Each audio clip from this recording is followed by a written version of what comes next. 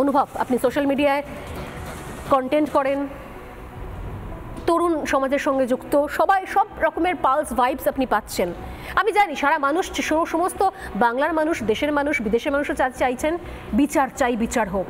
কিন্তু আপনি একজন সেন্সিবল মানুষ হিসেবে আমাকে বলুন তো, সত্যি আমার প্রশ্ন, আমার পক্ষে তো সবার কাছে কাছে গিয়ে যাওয়া সম্ভব নয়। আপনি ধরুন তাদেরই প্রতিনিধিত্ব করছেন এই মুহূর্তে।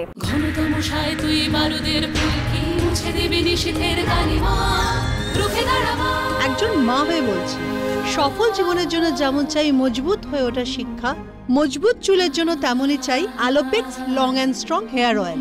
সেই সমস্ত মানুষজন যারা কখনো মশাল হাতে, কখনো ক্যান্ডেল হাতে, কখনো রাস্তায় ছবি এঁকে বিভিন্ন সময় প্রতিবাদ করছেন, তাদের প্রতিনিধি হিসেবে আপনি বলুন, আপনার মনে হচ্ছে এই ঘটনায় সিবিআই এর হাতে আদেও কোনো তথ্য প্রমাণ রয়েছে ঘটনার 5 দিন বাদে?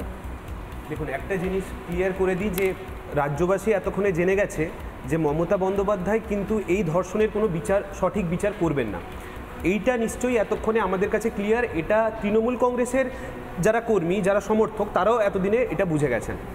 ব্যাপারটা যখন ধর্ষক আর ধর্ষিতার মধ্যে হয়, তখন এই প্রশ্নে কিন্তু মমতা বন্দ্যোপাধ্যায় সবসময় ধর্ষকের হয়ে কথা বলেছেন। আমরা হাঁসখালি দেখেছি, মমতা বন্দ্যোপাধ্যায়কে বলতে শুনেছি ওই মেয়েটা নাকি লাভ অ্যাফেয়ার ছিল।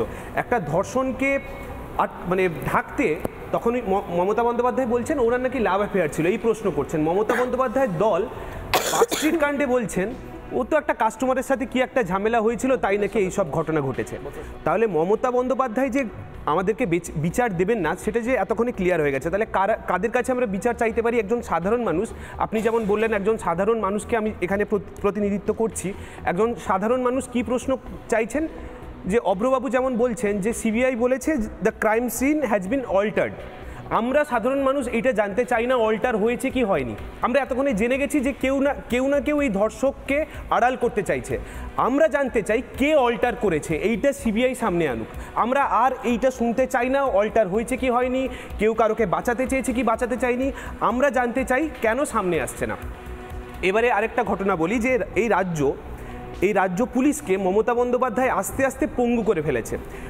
এই ধর্ষণের বিচার সেই ক্ষেত্রে কিন্তু মমতা বন্দ্যোপাধ্যায় রাস্তায় গিয়ে নিজেই ধর্ষককে আড়াল করছেন, নিজেই ক্রিমিনালকে আড়াল করছেন, আবার নিজে রাস্তায় দাঁড়িয়ে বলছেন উনি নাকি ধর্ষকের ফাঁসি চান, শাস্তি চান। অর্থাৎ ধর্ষণের বিচার এইটা চাওয়ার কপিরাইট শুধু একমাত্র মমতা বন্দ্যোপাধ্যায়ের আছে। আর আমরা সাধারণ মানুষ যদি রাস্তায় নেমে ধর্ষণের বিচার চাই, তখন কি করা হয়? পুলিশকে লেলিয়ে দেওয়া হয় আমাদের পেছনে, আমাদেরকে লাঠিচার্জ করার জন্য। আর এই পুলিশকে আস্তে আস্তে দেখুন এই পুলিশের অবস্থাটা কি হয়েছে। আমি কেন বললাম এই পুলিশকে পঙ্গু বানিয়ে দিয়েছেন এই রাজ্য সরকার? সুপ্রিম কোর্ট কি বলছে? আরজি করের যে সুরক্ষার ব্যাপার সেটা কিন্তু পুলিশের হাত থেকে কেড়ে নেওয়া হলো, দিয়ে দেওয়া হলো সিআইএসএফকে। আরজি করের তদন্তের ব্যাপার তাও কিন্তু আস্তে আস্তে পুলিশের হাত থেকে কেড়ে নিয়ে সিবিআইকে দিয়ে দেওয়া হচ্ছে। এই যে ইউটিউবার, সোশ্যাল মিডিয়ায় যারা কথা বলছে, তাদেরকে কথায় কথায় পুলিশ গিয়ে অ্যারেস্ট করছে। সেই জিনিসটাও কিন্তু সুপ্রিম কোর্ট হস্তক্ষেপ করলেন এবং পুলিশকে বললেন আপনারা এটা করতে পারেন না। অর্থাৎ পুলিশের কাজ এখন হয়ে গিয়ে দাঁড়িয়েছে যে আপনারা শুধু রাস্তায় দাঁড়িয়ে ট্রাফিক কিছু চালান কাটুন, আর আপনাদের কিছু করতে হবে না। আমি আমার শেষ প্রশ্নে আসি, মানে শেষ উত্তরে আমি এই কথাটা বলতে চাই যে মমতা বন্দ্যোপাধ্যায় একজন মহিলা মুখ্যমন্ত্রী, ওনার উচিত ছিল মহিলাদের হয়ে স্ট্যান্ড নেওয়া।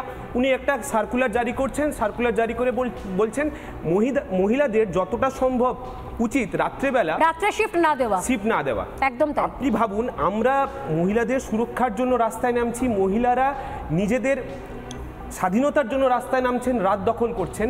বাংলাদেশ থেকে সায়ন গাইছে, সায়ন বলে একজন সিঙ্গার, সোশ্যাল মিডিয়া ইনফ্লুয়েন্সার, উনি ওখানকার, উনি বলছেন এই মেয়ে শোন, এই রাত এই ভোর যতখানি পুরুষের ততখানি তোর। এই লড়াইটা যখন আমরা লড়ছি, এই লড়াইটা যখন গোটা বিশ্ব লড়ছেন, তখন মমতা বন্দ্যোপাধ্যায় বলছেন না, আপনারা একটা মেয়েকে বলছেন আপনি রাত্রেবেলা যতটা সম্ভব কম ডিউটি নেন। তাহলে কালকে যদি একজন ধর্ষক ধর্ষণ করে, সে এই প্রশ্নটা মানে এইটা সে লজিক দেখাতে পারে যে মুখ্যমন্ত্রী তো বলেছিল আপনাকে রাত্রেবেলা ডিউটি নিতে না, আপনি কেন রাত্রেবেলা ডিউটি নিয়েছিলেন? আপনার সাথে ধর্ষণ করাই যায়। আর আরেকটা জিনিস বলছি, মুখ্যমন্ত্রী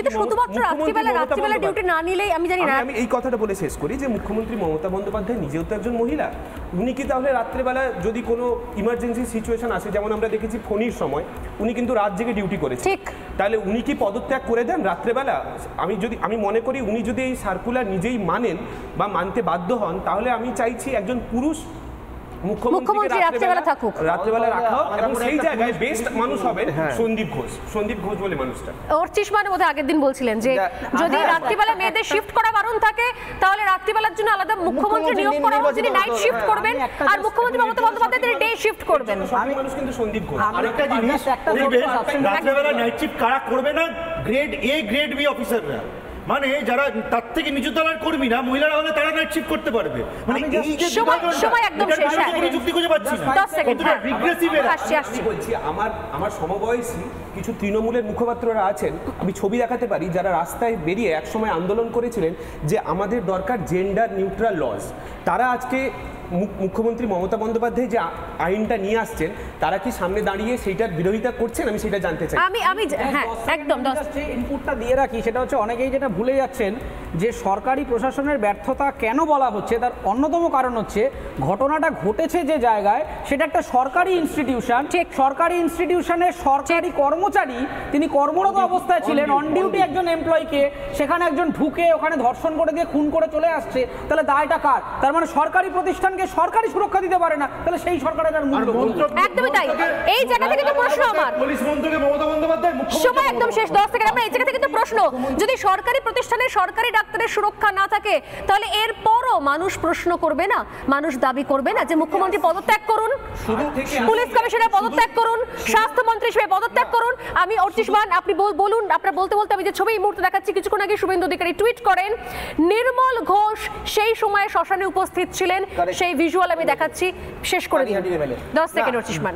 না, বলছি যে সরকারি মানে একটা ইনস্টিটিউশনে সেখানে দাঁড়িয়ে শুধুমাত্র ডাক্তার বা নার্স যারা অন ডিউটি আছে তাদের ব্যাপার নয়, মহিলা ডাক্তার মহিলা নার্স সেটা ব্যাপার নয়। রোগীদের কোথায় সুরক্ষা আছে? মহিলা রোগীরাও তো অ্যাডমিটেড থাকে। এই রাত্রির সাথে যে সার্কুলারটা বার করলো, রাত্রিবেলা লেবার রুমগুলো কে সামলাবে? এটা কি অ্যাকসেপ্টেবল কখনো যে একজন মানে শুধুই পুরুষ ডাক্তাররা লেবার রুম সামলাবে? সম্ভব নয়। আমি একদম এই জায়গা থেকে এই ডিবেট এই আলোচনা শেষ করলাম এবং এখানেই প্রশ্ন করলাম, আরো একবার করলাম যে শুধুমাত্র বিচার চাই বলে থেমে যাবেন না। যদি সত্যি সত্যি চান যে শেষ হোক কোথাও, তাহলে প্রকৃত জায়গায় প্রশ্ন করতে হবে আমাদের, নাহলে কিন্তু সত্যি কোনো উত্তর পাওয়া যাবে না। আর শেষ করার আগে খুব জরুরি বার্তা, গুরুত্বপূর্ণ বার্তা দিয়ে রাখি, কোনোভাবে আমি অনুরোধ করছি হাত জোর করে, সোশ্যাল মিডিয়ায় কোনোভাবে অভয়ার নাম, তার ছবি ব্যবহার করবেন না, কোনো ক্ষেত্রে নয়। অনেকে করেছেন, অনেকে ভুল করেছেন, বলার সময় বলেছেন, কিন্তু আপনারা এই কথা এই ভুলটা করবেন না। ন্যায় সংহিতার ধারা 72-এর নির্যাতিতার নাম প্রকাশ্যে আনা আইনত অপরাধ।